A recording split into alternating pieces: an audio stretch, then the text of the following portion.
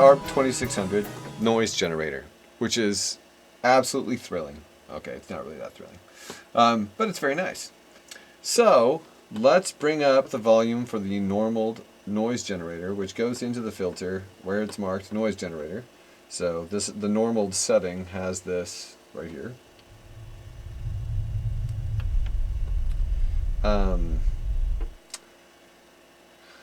What I'm going to do is I'm going to put this up at white noise and the sound is at max. And let's open the filter all the way up.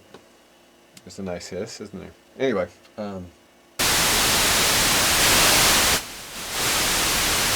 That's exciting, right? Yeah, white noise. Woohoo! But ARP knew that you might want other flavors of noise. So there is a gradient between white noise and low frequency noise. So here is what it sounds like.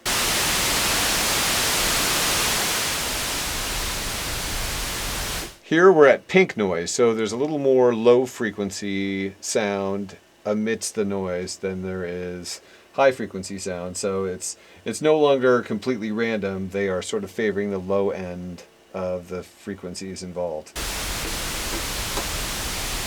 And then we go all the way to the other end of the scale where they're heavily relying on the low frequencies involved. So it's basically equalizing out the high frequencies, leaving just the low frequencies of the noise, which makes this a better modulation source than if it was just the high frequencies, as I will demonstrate.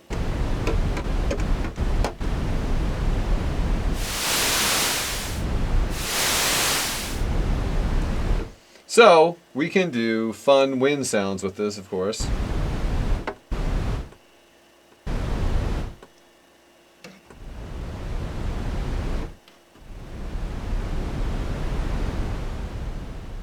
Or wave sounds, anyway.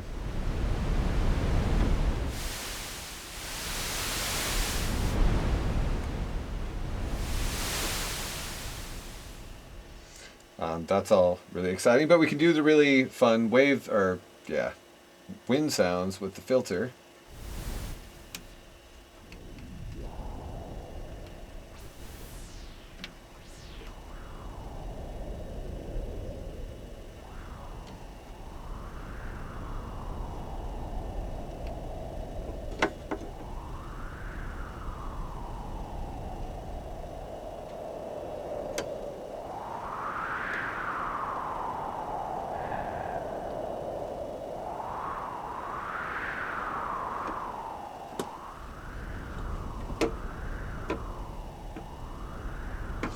When we introduce more low frequency noise into the noise signal, of course, the filter is going to have low effect because it's really a low pass filter and it's only cutting off the high frequencies.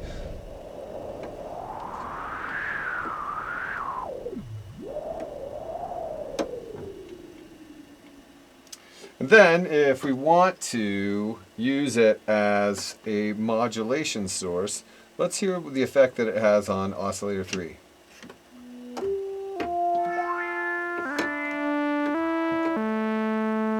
Okay, let's start to introduce white noise from the noise generator.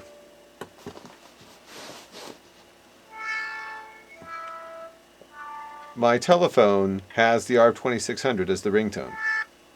Let's introduce noise as a modulation source into the VCO3.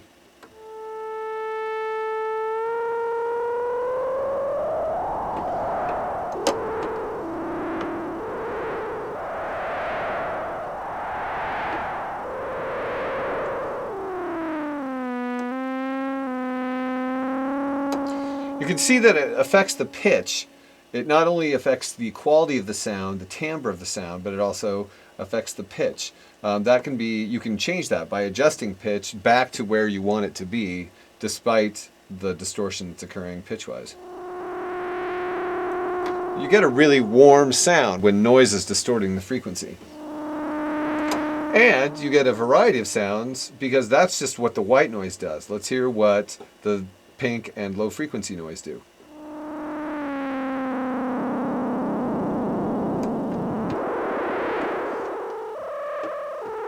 It's a different variety of modulation.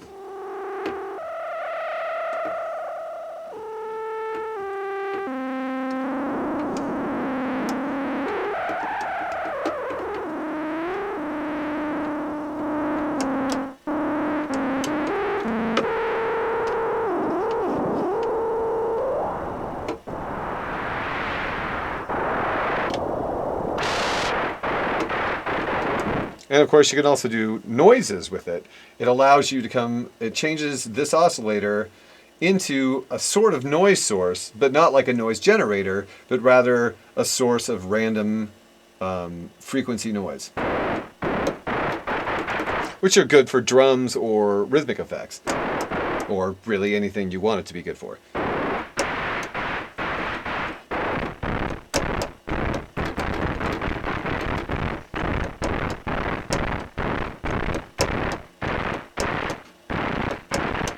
Then you enter in some VCO modulation, and you can get some really wild noises.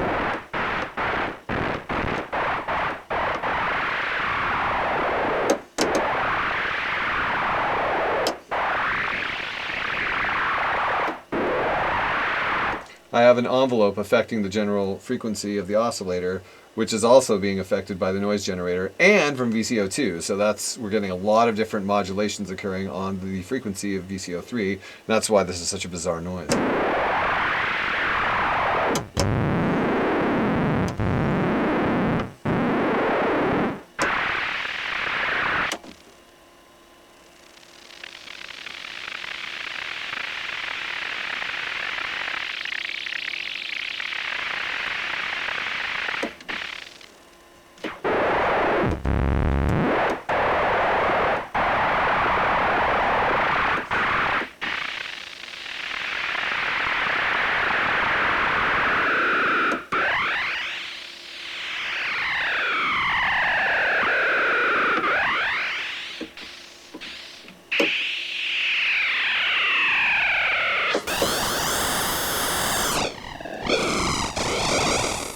Start messing around with the filter, and you can hear the interesting effects that all of these various modulations are generating as a result, basically, of the noise generator.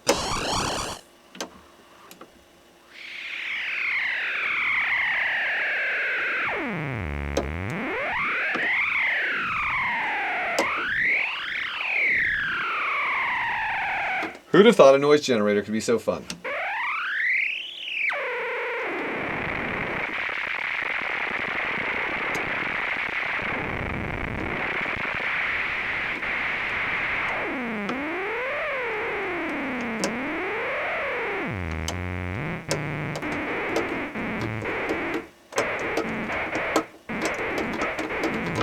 Again, we're not even using any patch cords here, so the breadth of sound you can generate even just from a lowly noise generator is pretty exciting. Also, the noise generator has its own slider going into the filter, but you can also, after affecting it, bring it back in different ways. And you could always run it straight out through the VCA or into the mixer past the VCA, so you just have solid noise going. It's up to you, it's your choice, because it has its modular output. So that is the noise generator. Just that. All of that time for just the noise generator. It's amazing.